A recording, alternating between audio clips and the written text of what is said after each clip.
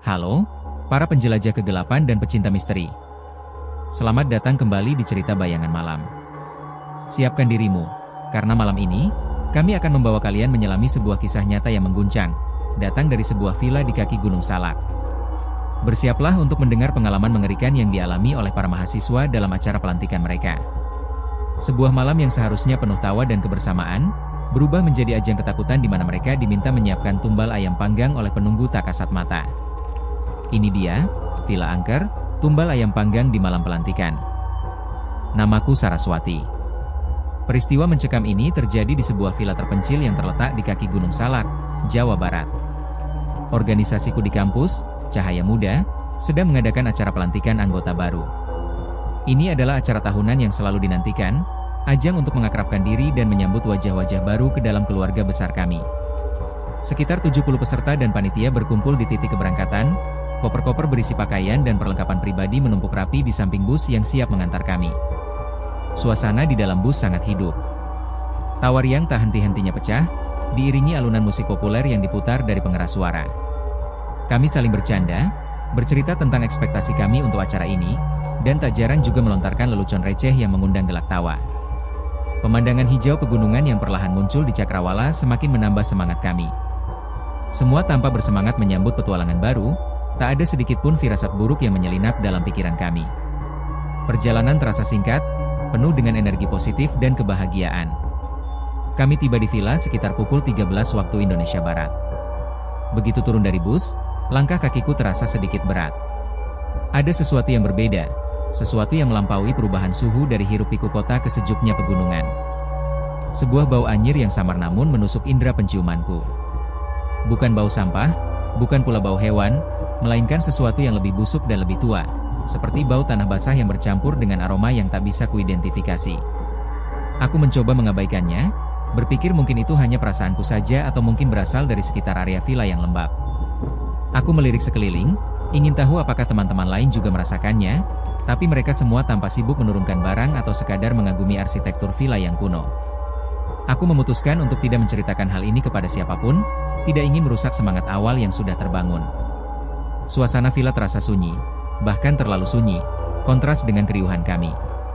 Pepohonan besar di sekelilingnya tampak menjulang tinggi, seolah mengawasi kedatangan kami. Tak lama setelah kami semua menjejakkan kaki di villa dan menaruh barang-barang seadanya, seluruh peserta dan panitia segera berkumpul di halaman villa yang cukup luas. Rumput hijau yang terawat membentang di depan mata, dikelilingi oleh pepohonan rimbun yang menambah kesejukan. Acara pertama hari itu adalah permainan kekompakan, dirancang untuk mencairkan suasana dan membangun ikatan di antara anggota baru dan lama. Adi, ketua panitia, memimpin dengan penuh semangat, menjelaskan aturan main dengan suara ceria yang menular. Berbagai jenis permainan kelompok kami ikuti.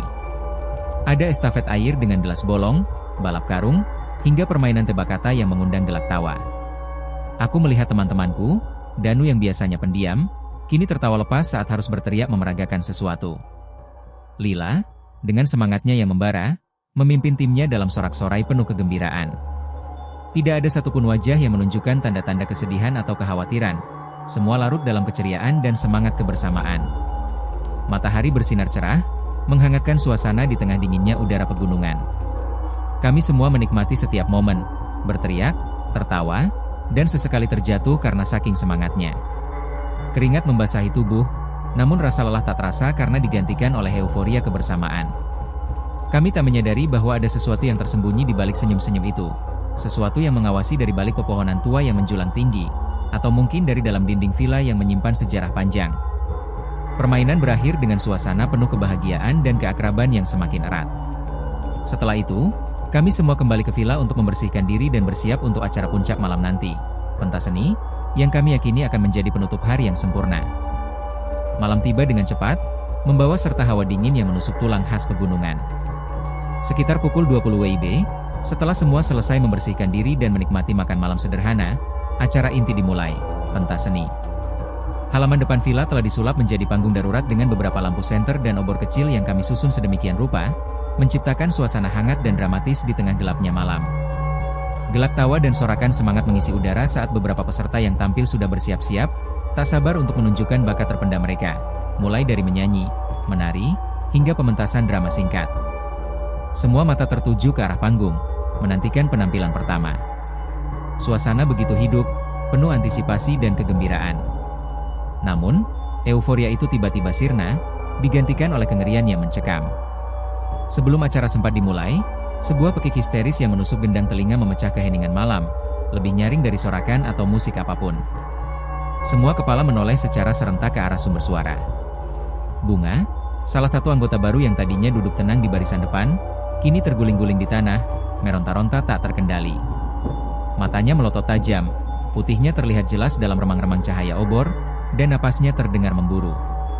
Tubuhnya kejang, dan dia mulai mengeluarkan suara-suara aneh, seperti geraman rendah yang kemudian berubah menjadi jeritan panjang. Yang paling mengerikan adalah saat suaranya berubah drastis, menjadi lebih berat dan menyeramkan, seperti suara seorang lelaki tua yang marah. "Rumahku kalian acak-acak. Kalian merusak rumahku," teriaknya, dengan nada yang bukan miliknya sama sekali. Kepalanya terus-menerus terantuk-antuk ke tanah, menciptakan suara debuk yang memilukan. Beberapa teman yang berada di dekatnya segera berusaha menahannya, namun tenaga Bunga yang kesurupan terasa berlipat ganda, sulit dikendalikan. Ketakutan mulai merayapi hati kami, mengubah keceriaan malam menjadi mimpi buruk yang baru saja dimulai. Melihat kondisi Bunga yang semakin tidak terkendali, panitia segera bertindak. Adi, ketua panitia yang biasanya tenang, kini terlihat sedikit panik namun tetap berusaha mengendalikan situasi. Bersama beberapa teman lain, termasuk Rio yang bertubuh paling besar, mereka berusaha menenangkan Bunga dan membawanya menjauh dari keramaian panggung. Bunga terus meronta, tenaganya seolah berlipat ganda, membutuhkan beberapa orang dewasa untuk bisa menahannya. Mereka membawanya ke sebuah kamar kosong di bagian belakang villa, berharap suasana yang lebih sepi bisa membantu. Di dalam kamar itu, suasana semakin mencekam. Bu Dewi, salah satu dosen pendamping yang memiliki sedikit pengetahuan tentang hal-hal spiritual, mulai mencoba mengobati Bunga. Dia membacakan beberapa doa, tangannya mengusap-usap dahi Bunga, berharap makhluk yang merasuki bisa pergi. Namun, upaya Bu Dewi sia-sia. Sosok yang merasuki Bunga justru semakin kuat. Bunga terkekeh, suara tawa melengking itu bukan tawa manusia, melainkan suara yang dingin dan menusuk, hahaha. Tawa itu bergema di seluruh ruangan, membuat bulu kuduk kami merinding hebat. Wajah Bunga tampak menyeringai, matanya yang sebelumnya melotot kini terlihat kosong namun penuh ancaman. "Kalian pikir bisa mengusirku semudah itu? Aku adalah penunggu tempat ini. Kalian telah menginjak-injak rumahku, merusak kedamaianku," teriak Bunga dengan suara berat dan serak. "Aku teringat bau anyir yang kurasakan saat kami baru tiba, dan firasat buruk yang sempat kusimpan sendiri. Mungkinkah ini ada hubungannya?" Sosok itu kemudian mengajukan permintaan yang aneh dan mengerikan. "Sebagai ganti atas kekacauan yang kalian ciptakan, aku minta 7 jenis bunga. Kembang setaman. Dan juga, 1 ekor ayam panggang utuh. Segera. Jika tidak, kalian tidak akan bisa keluar dari tempat ini dengan selamat." Suasana berubah tegang. Kami semua terdiam, tidak ada yang berani bergerak atau bahkan bicara. Permintaan itu terdengar absurd, namun aura menakutkan yang terpancar dari Bunga membuat kami yakin bahwa ini bukan lelucon. Ketakutan yang semula hanya berupa bisikan, kini berubah menjadi raungan keras di benak kami. Sebagian dari kami mulai merasa putus asa, terbayang-bayang berbagai cerita seram tentang makhluk penunggu yang tak segan-segan mencelakai jika permintaannya tak dituruti. Meskipun permintaan makhluk itu terdengar mengerikan dan membuat bulu kuduk berdiri, kami bertekad untuk tidak menuruti kehendak dedemit itu. Bukan karena kami tidak percaya, melainkan karena kami merasa tak ingin tunduk pada ancaman semacam itu. Wajah-wajah panitia dan peserta lain terlihat cemas, saling pandang, mencoba mencari solusi dari situasi yang semakin pelik ini. Beberapa teman mulai berbisik-bisik, ada yang menyarankan untuk mencari paranormal di desa terdekat, ada pula yang menyarankan untuk segera mengakhiri acara dan pulang. Namun, semuanya terasa tidak mungkin dalam kondisi Bunga yang masih kesurupan. Di tengah kebingungan dan keputusasaan yang melanda, tiba-tiba Faisal, salah satu teman yang dikenal sangat religius dan kalem, maju ke depan. Wajahnya menunjukkan ketenangan yang luar biasa, seolah tak gentar sedikit pun. "Bagaimana kalau kita coba bawa Bunga ke ruang salat?" sarannya dengan suara pelan tapi tegas. "Kita sudah berusaha dengan cara lain, mungkin ini saatnya kita berserah dan memohon pertolongan padanya." Awalnya, ada sedikit keraguan. Beberapa orang berpikir apakah cara itu akan berhasil, mengingat betapa kuatnya energi negatif yang merasuki Bunga. Namun, mengingat semua upaya lain telah gagal, kami sepakat untuk mencoba. Tanpa pikir panjang, beberapa panitia segera mengangkat bunga yang masih meronta dan membawanya ke ruang salat yang terletak di ujung villa, sebuah ruangan kecil yang memang disiapkan untuk ibadah. Begitu masuk ke dalam ruang salat, sebuah keajaiban pun terjadi. Udara di dalam ruangan terasa lebih dingin, namun ada semacam ketenangan yang meresap. Pekikan histeris bunga yang sebelumnya memekakan telinga, perlahan mulai mereda. Tubuhnya yang semula kejang dan meronta-ronta, kini mulai tenang. Wajahnya yang sebelumnya menegang dan menyeramkan, kini berangsur-angsur rileks, meskipun masih terlihat pucat pasi. Faisal dan Bu Dewi segera membaca doa-doa dengan khusyuk di dekat bunga, sementara yang lain ikut menundukkan kepala, memanjatkan doa dalam hati. Beberapa menit berlalu dalam keheningan yang penuh harap. Tiba-tiba, bunga menghela napas panjang, seolah baru saja terbangun dari mimpi buruk. Matanya perlahan terbuka, menatap sekeliling dengan pandangan kosong, lalu berubah bingung. Aku di mana?" tanyanya dengan suara serak, suaranya sudah kembali normal. Napas lega terdengar dari para peserta dan panitia yang menyaksikan. Meskipun ia masih terlihat lemah dan kebingungan dengan apa yang baru saja terjadi, kami tahu, makhluk itu telah pergi. Keadaan kembali tenang, ketegangan yang menyelimuti kami selama beberapa waktu akhirnya mencair.